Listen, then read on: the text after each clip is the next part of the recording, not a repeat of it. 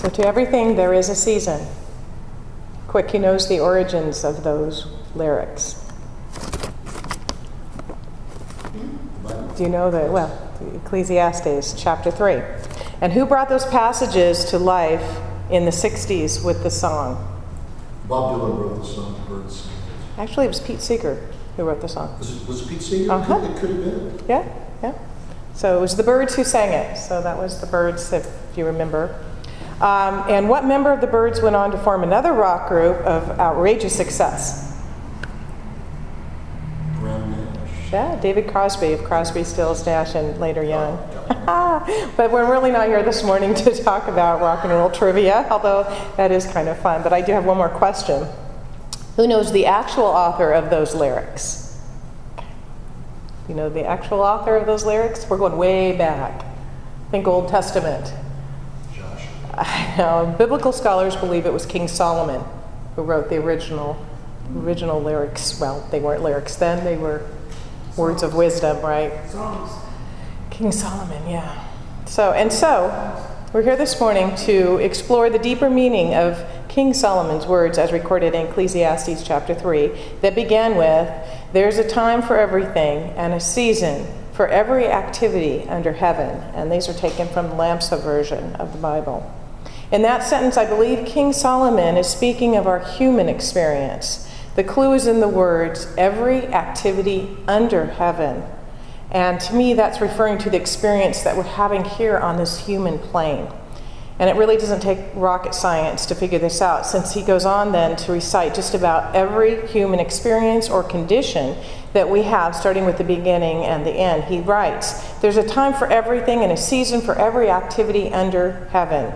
A time to be born, a time to die, a time to plant, a time to uproot, a time to kill and a time to heal, a time to tear down and a time to build, a time to weep and a time to laugh, a time to mourn and a time to dance, a time to scatter stones and a time to gather them, a time to embrace and a time to refrain, a time to search and a time to give up." Do you think he was thinking about the internet at that point when you're looking for a time to keep and a time to throw away? Okay, that's that decluttering thing. A time to tear and a time to tear and a time to mend, a time to be silent and a time to speak, a time to love and a time to hate, a time for war and a time for peace. And we're probably familiar with all of the verses, aren't we? We've heard of all of those before, thanks to the Byrds. But how many of us know the next verses? Probably not, because the Byrds didn't sing them.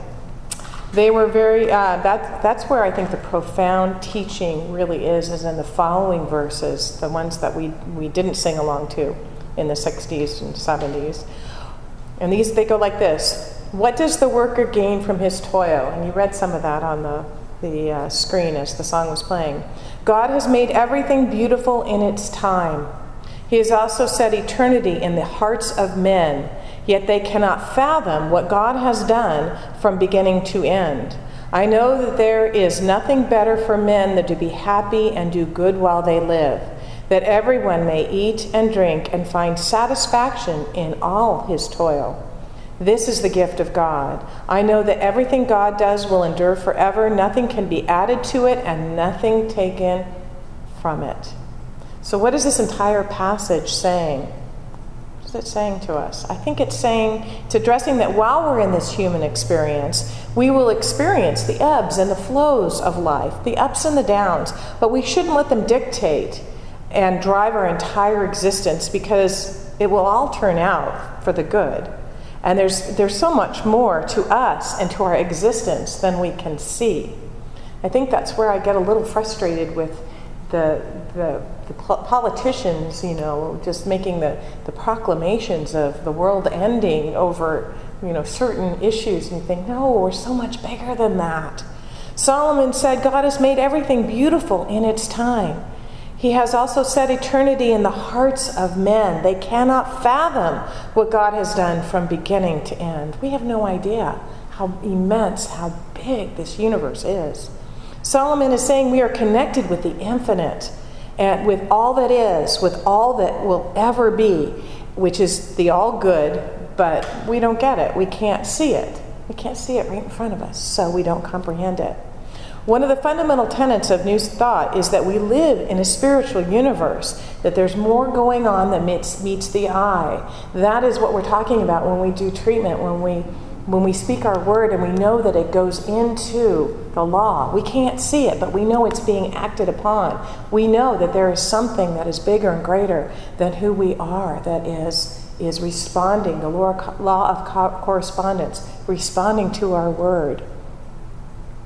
And there is more that is going on than meets the eye. And eternity has been set in our hearts. We are all connected with the infinite, all good, now and forever. Not just this minute and not tomorrow, but always, forever. So, could it be that in these beautiful lyrical words in the book of Ecclesiastes, King Solomon was advising humankind, all of humankind, to settle down a bit during the ups and the downs, the ins and the outs, the ebbs and the flows of our human experience, and realize that the constant, steady flow of eternity is at our core, and all really is exquisite harmony and beauty. Wouldn't that be just lovely, just knowing? It's just a continuing path. We don't have to do the drama. I kind of like that. You know, I'll pass by the drama and just go with that. I love this verse. I know that there is nothing better for men than to be happy and do good while they live, that everyone may eat and drink and find satisfaction in all his toil. This is the gift of God. It so reminds me of Jesus' words spoken centuries later when he said, as recorded in both Matthew and Luke, here's the Luke version, chapter 12, beginning with verse 22. Therefore I tell you, do not worry about your life, what you will eat, or about your body, what you will wear. Life is more than food, and the body is more than clothes. Consider the ravens. They do not sow or reap. They have no storeroom or barn, yet God feeds them. And how much more valuable are you than birds? Who of you, by worrying, can add a single hour to his life? Since you cannot do this very little thing, why do you worry about the rest? Consider how the lilies grow. They do not labor or spin. Yet I tell you, not even Solomon in all of his splendor was dressed like one of these. If that is how God clothes the grass of the field, which is here today and tomorrow is thrown into the fire, how much more will he clothe you? O you of little faith, and do not set your heart on what you will eat or drink. Do not worry about it, for the pagan world runs after all such things, and your Father knows that you need them. But seek his kingdom, and all these things will be given to you as well. Do not be afraid, little flock, for your Father has been pleased to give you the kingdom. It is the Father's good pleasure to give you the kingdom. And I realized, as I was writing a lot of this, that I really do believe that Jesus' words were inspired by Solomon's a century before. Obviously, they had, the resources, and he'd been training and reading all of these. And I think that when he read this, he recognized the wisdom in Solomon's words. In fact, he was quoting and I think tweaking Solomon just a little bit. And so even today, thousands of years later, these words from Solomon and Jesus give us the assurance that behind all of our human machinations and goings on and challenges and chaos and upset, behind all of that which is eternal, that which is perfect harmony, that which flows with the currents of eternity, that which is beautiful and opulent and orderly and balanced. It's all behind what we experience.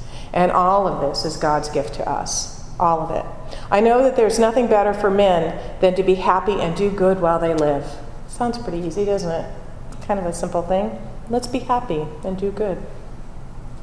That everyone may eat and drink and find satisfaction in all his toil. This is the gift of God. Do not be afraid, little flock, for your Father has been pleased to give you the kingdom. So how do we receive this gift?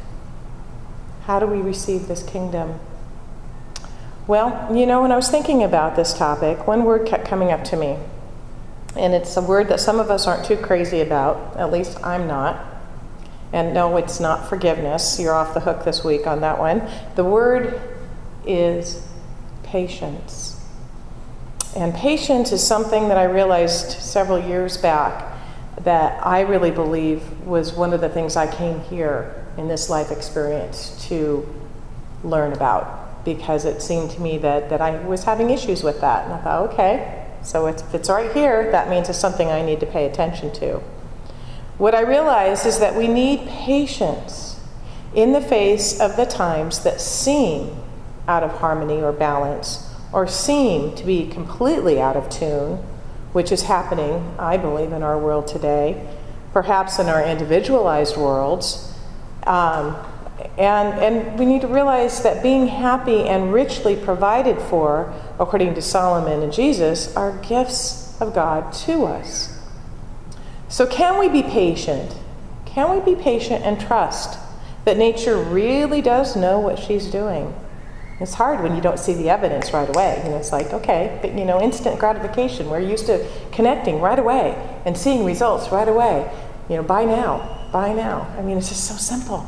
And when we can't see it right away, can we know that it is unfolding, that it is happening, that all of our good is rushing to meet us? That balance and harmony and beauty are spiritual qualities that live at the core of all things, including us. And that all truly will reflect those qualities if we would just be in a state of allowing and give them the space to unfold. Remember, I talked about the word allowing, because to me that is just like such a powerful thing to say, that you allow patience to be your experience. You allow your good to come to you. And it's so powerful. Can we realize that our sense of urgency, our resistance to the current situation, our impatience have the exact opposite effect of what it is we truly want? The exact opposite of what we want. Seriously, the exact opposite. All of those feelings are producing what it is we don't want. When we are patient and accepting of the now, we are in the allowing mode, which gives the universe the green light to deliver our good.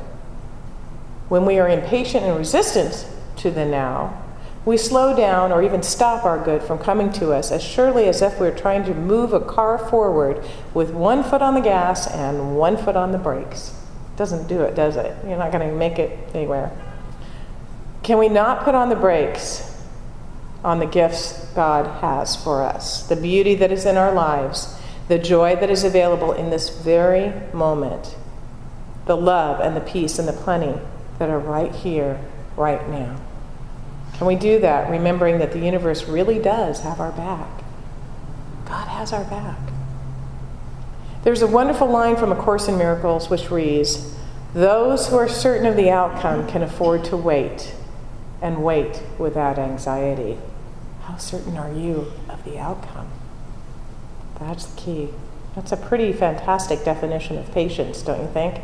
I am so certain of the outcome that I can afford to wait for it without any anxiety at all. When we know that we're connected to the universal, all-providing intelligence, remember God has set eternity in our hearts, then we can allow ourselves to be patient.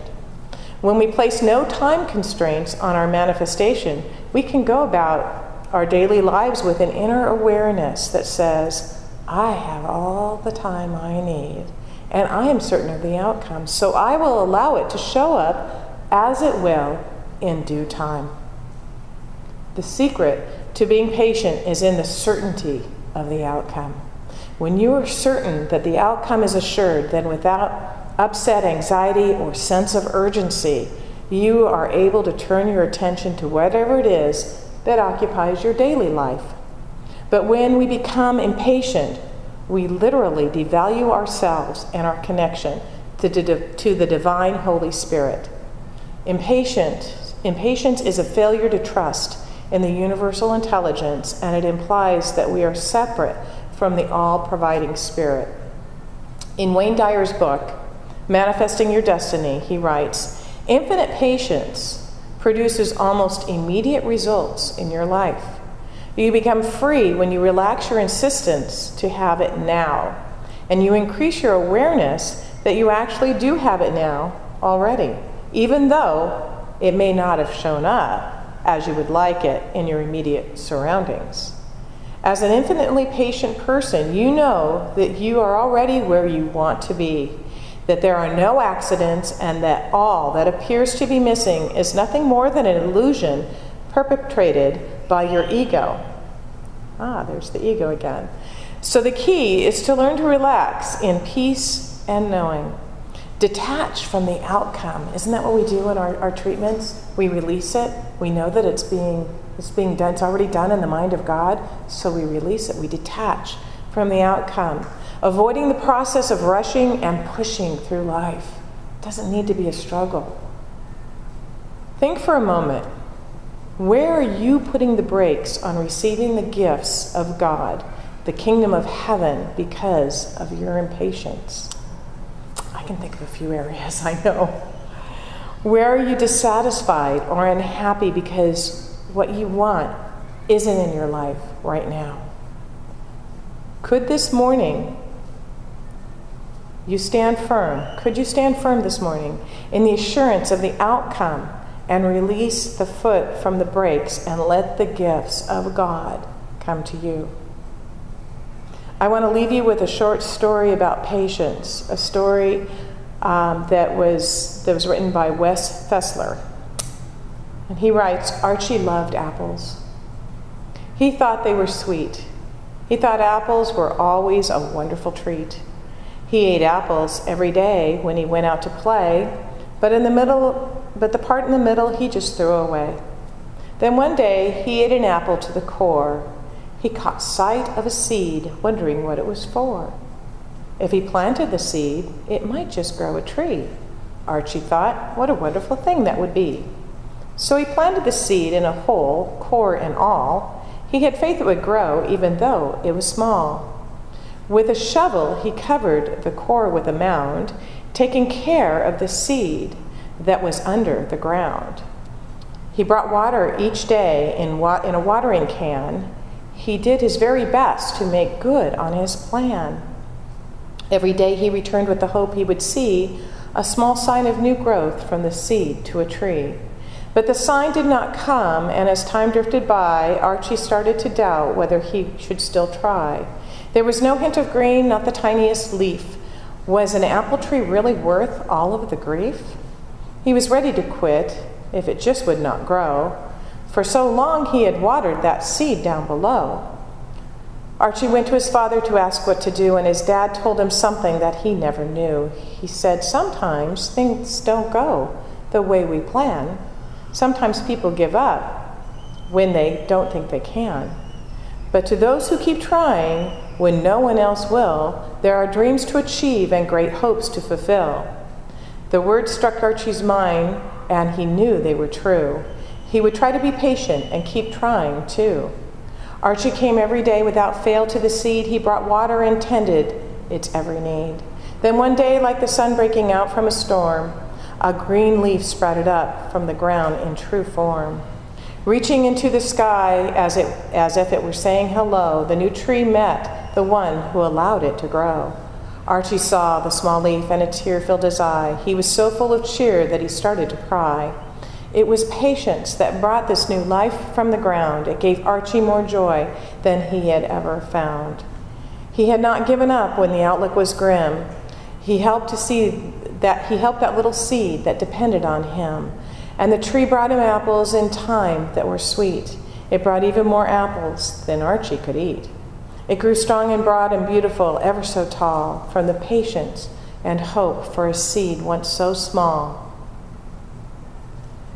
Patience is the key to bringing into your life the experience of the gifts of God promised by King Solomon and the Master Teacher Jesus.